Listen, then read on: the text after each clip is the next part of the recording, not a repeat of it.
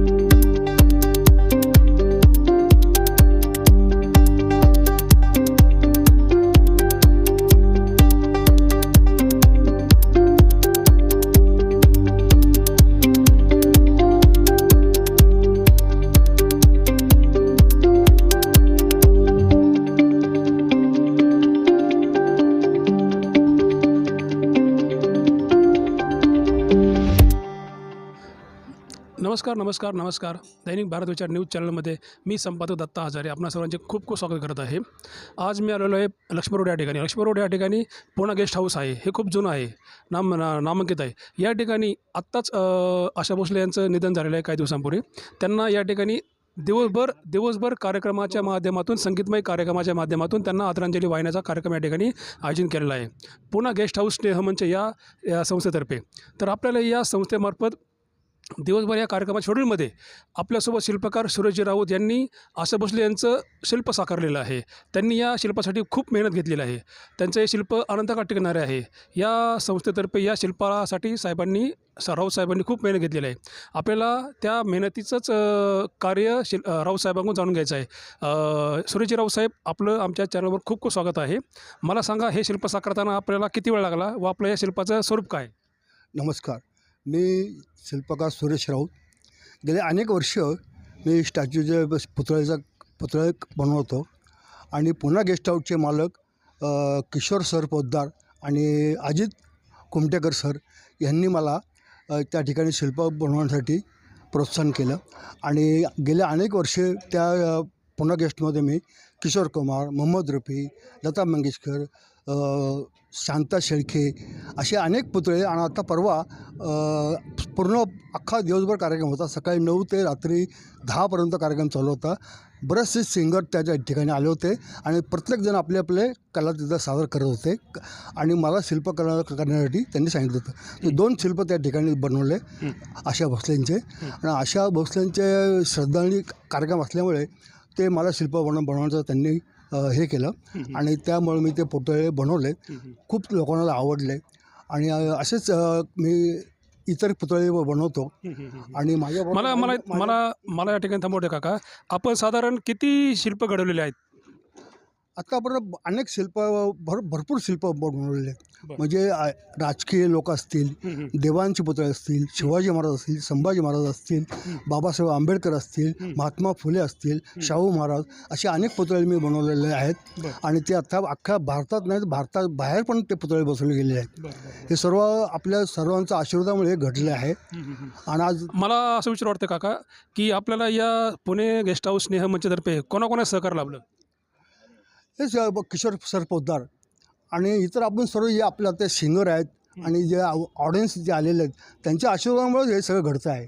आम्ही आपल्या फक्त कलाकार म्हणून आहोत आणि आपल्या सर्वांच्या आशीर्वादामुळे हे सर्व घडतं आहे.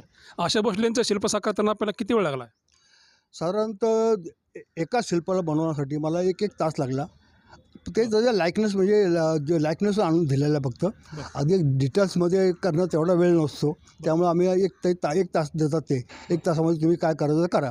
मग 1 तासात केला दुसरा, परत दुसरा 1 तासामध्ये केला. असे करून 2 आशा भोसलेंचे स्टॅच्यू बनवले. आपल्याला आपले जे सहकारी आहेत त्यांचं सहकार्य कसं लाभतं आपल्याला?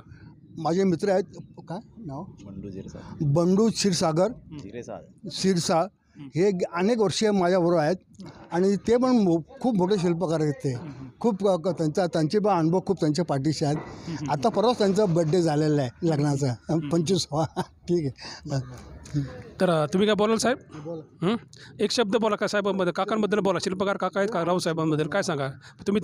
तुमची साथ त्यांना कशी लाभते? चांगली लागते आणि रावसाहेब चांगले शिल्पकार आहेत. त्यांच्या हाताखाली करण्यात मजा येते, कारण की करण्यातही मजा येते आणि बघण्यातही मजा येते. खूप खूप धन्यवाद. तर मी या ठिकाणी थांबू इच्छितो. मला या ठिकाणी सांगू वाटतं की पुणा गेस्ट हाऊस जे आहे हे खूप फेमस आहे पुण्यामध्ये. याच ठिकाणी आशा भोसलेंना श्रद्धांजलीपर कार्यक्रम दिवसभर राबवण्यात आला होता. त्याच कार्यक्रमामध्ये आपले जे शिल्पकार आहेत सूर्यजीराव साहेब यांनी आशा भोसले शिल्प साकारलेलं आहे व त्यांना वेगळ्या पद्धतीने श्रद्धांजली अर्पण केलेली आहे. मी इथेच थांबू इच्छितो. कॅमेरामन निलेशसह संपादक दत्ता हजारे. धन्यवाद.